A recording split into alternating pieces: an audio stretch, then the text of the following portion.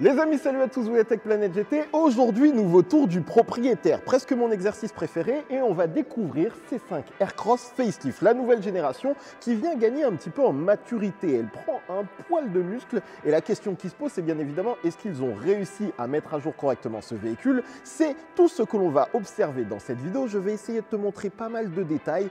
Allez, installe-toi paisiblement, pose-toi confortablement à la Citroën. Ça commence maintenant, on y va.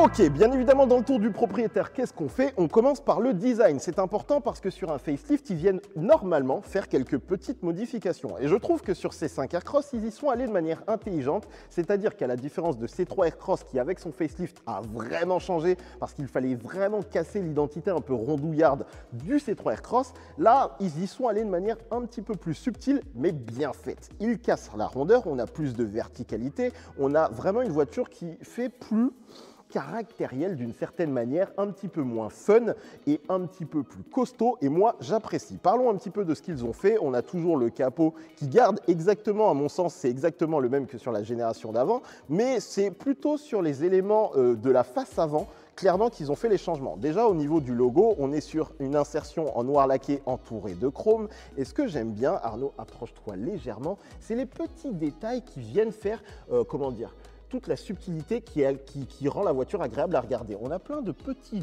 joncs très sympathiques qui viennent faire la jonction entre les chevrons et les feux, la nouvelle signature lumineuse sur laquelle on va revenir dans quelques instants. Et également, ce que j'aime beaucoup, Arnaud, tu peux encore t'approcher encore un peu, ce que j'aime beaucoup, c'est que là, on a un petit travail de sculpture dans toute la partie basse qui fait, par travail de reflet, apparaître des chevrons. C'est-à-dire que de base, ça reprend le signe des chevrons. Dans un premier temps, c'est incliné dans ce sens-là. Et petit à petit, ça va se tourner pour aller dans le sens du profil de la voiture et aussi pour, de ce qu'on m'a dit, mettre en lumière le côté aérodynamique, puisqu'ici on a une nouvelle insertion qui laisse passer l'air, et ce n'est pas un fake, c'est du vrai, c'est traversant, et ça c'est toujours agréable de ne savoir que c'est pas que décoratif, ça sert à quelque chose. Nouvelle signature lumineuse, franchement ça a de la gueule, parce qu'ils ont réussi à se relier à tout le nouveau travail qui a été fait sur C4 et sur C5X avec la nouvelle signature lumineuse, sans trop en faire, parce qu'on n'est pas exactement sur la même interprétation, mais on reconnaît un petit peu ce travail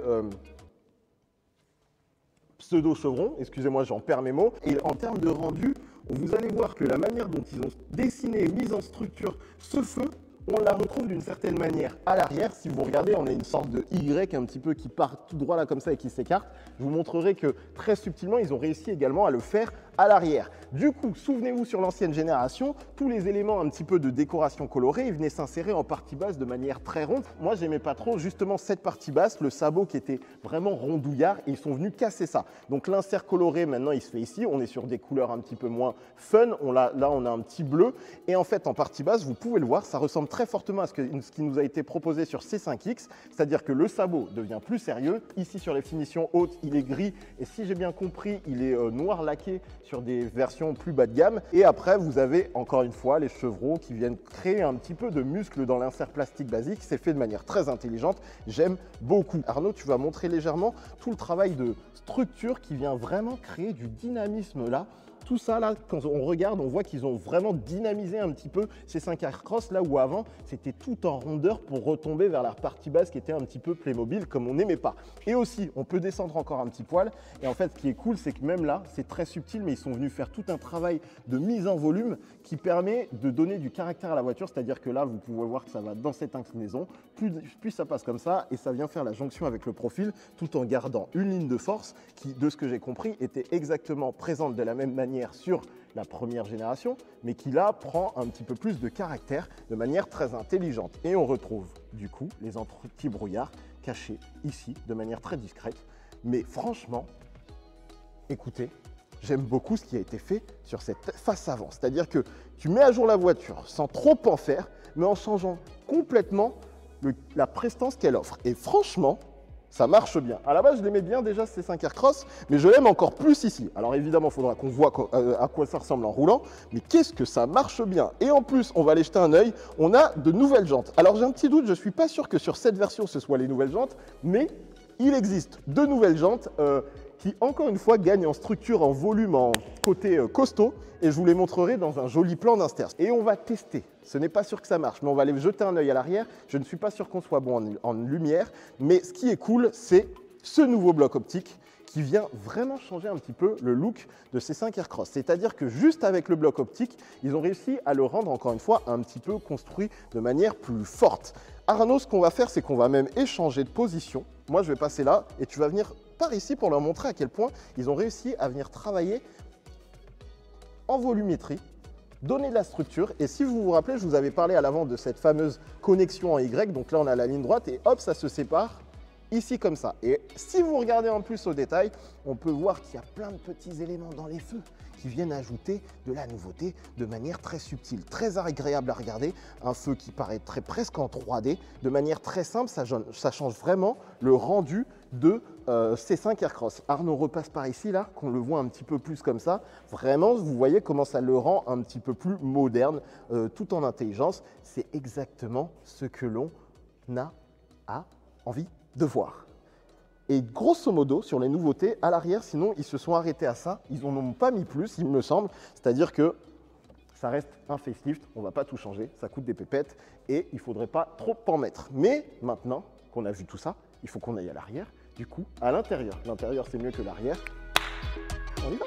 Et du coup, à l'intérieur, encore une fois, comme on est sur un facelift, l'idée, c'est de faire des modifications légères. Et ça se passe surtout dans la zone centrale, notamment au niveau de l'écran tactile. Les habitués connaissent. En fait, on reprend un petit peu l'intégration qu'on a pu voir sur C4. Et je trouve que ça marche bien. Le travail qu'ils ont fait, c'est que comme ils ont gardé la base originelle du C5 Aircross, qui était un petit peu un petit peu gonflé avec les aérateurs sur le côté latéral qui venait entourer l'écran, et ben ça a permis de venir intégrer le nouvel écran, mais il est un petit peu avancé. Ce qui fait qu'en termes d'ergonomie, c'est cool parce qu'il est plus proche de vous. Il est un petit peu en position haute et en général ça me gêne, mais il est à la bonne hauteur. Il dépasse juste comme il faut du tableau de bord. Du coup, j'avoue que j'apprécie bien le rendu, ça marche bien. On a toujours le système à l'ancienne. Il ne profite pas du nouveau système multimédia qu'on a pu voir dans C5X ou 308, etc. Ça, c'est un petit peu dommage. Mais globalement, c'est plutôt bien fait en termes d'intégration. Et on gagne également des touches sensitives ici qui vont vous permettre d'avoir accès au, comment on appelle ça déjà,